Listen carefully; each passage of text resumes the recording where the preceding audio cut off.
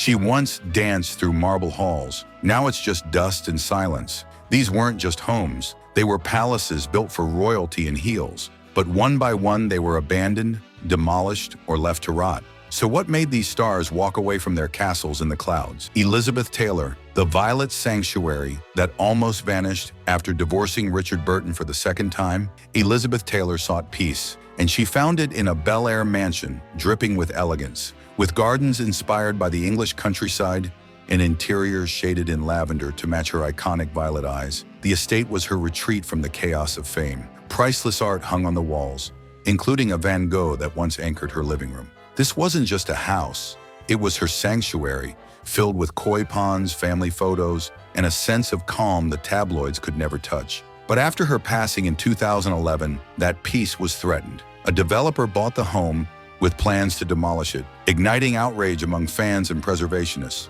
The mansion became a battleground between legacy and progress, its fate still hanging in the balance. And as the dust settled, another grand estate faced a darker end just up the coast. Marion Davies, the beach palace swallowed by time, built with the backing of media tycoon William Randolph Hearst. Marion Davies' Santa Monica Beach estate wasn't just massive, it was mythic. With over 100 rooms, marble swimming pools, and guest lists that read like Oscar night, it embodied the excess of 1920s Hollywood. Julia Morgan, the architect behind Hearst Castle, designed it as a seaside fantasy where Venetian masquerades and circus-themed soiree dazzled the elite. But after the glamour faded and financial pressures crept in, the estate was sold in 1945. The main mansion was demolished in 1956. Its remains eventually paved over for a parking lot. While parts of the guest house and pool were preserved through the Annenberg Foundation's restoration efforts, most of the estate vanished beneath beachside commercialism.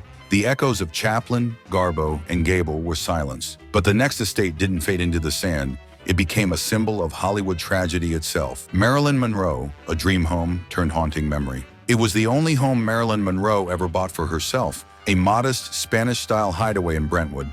Tucked away at the end of a cul-de-sac, it was her sanctuary from the spotlight, decorated with hand-picked Mexican tiles and quiet charm. Here, she tended to citrus trees, read scripts in a cozy breakfast nook, and tried to reclaim control over her life. But that peace was short-lived. Just 6 months after moving in, Marilyn was found lifeless in her bedroom from an apparent overdose, a moment that sent shockwaves across the world.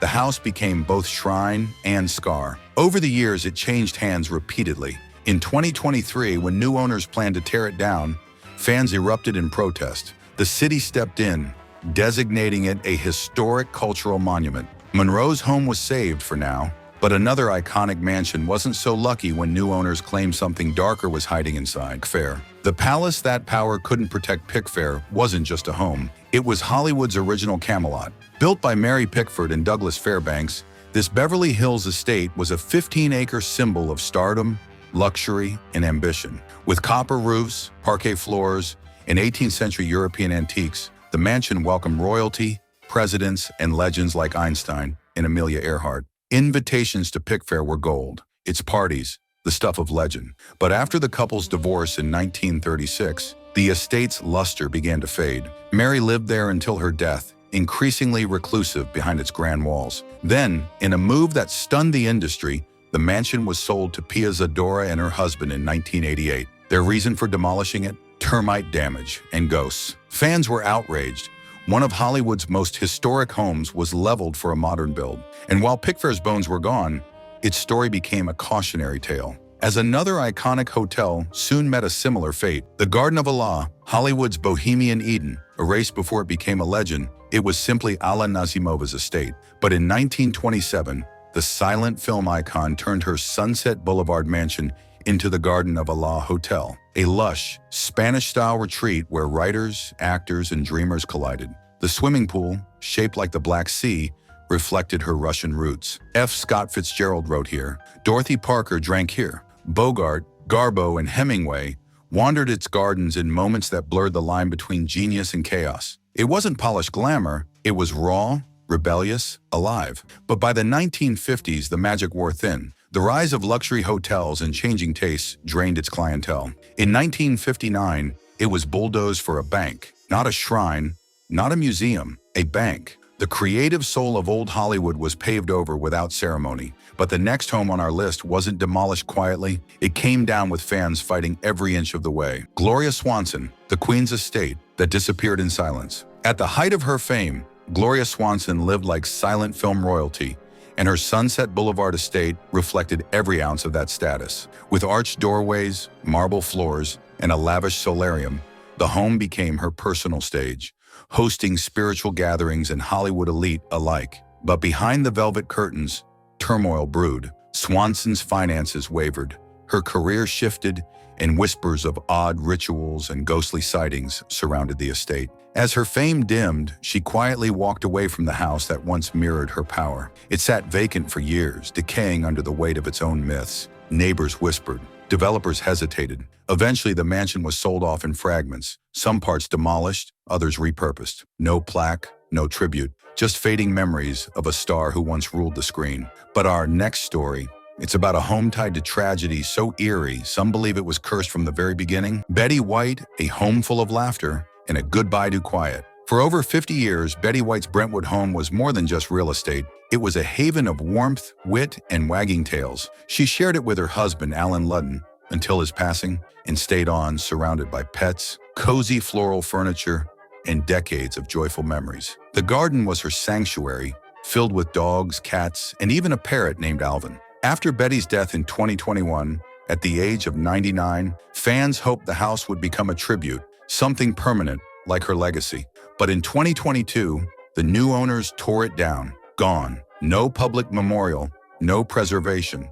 Just a bulldozer and dust. A single piece survived. The bright yellow front door, salvaged by comedian Chelsea Handler. Proceeds from the home's sale went to animal charities, just as Betty would have wanted. Still, the demolition hit hard, because the next estate didn't just vanish quietly, it dissolved under scandal and superstition. John Harlow, a glamorous home with a sinister reputation. John Harlow was Hollywood's platinum blonde bombshell, famous for her charisma, charm, and a haunting sadness just beneath the surface. At just 21, she moved into a Bavarian-style mansion in Beverly Hills with her then-husband, MGM producer Paul Byrne. The home was decadent, leopard print decor, white furs, and the bold opulence only Harlow could pull off. But just 2 months after their wedding, Byrne was found dead in the house under mysterious circumstances. The studio spun the story, but rumors swirled. Murder?